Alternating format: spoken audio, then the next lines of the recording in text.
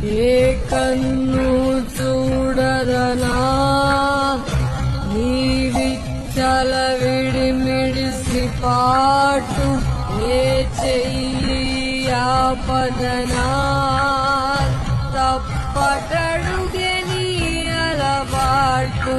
అదృశ్య దృష్టిగా సకల సృష్టిని గమనిస్తున్నది లెక్కగట్టి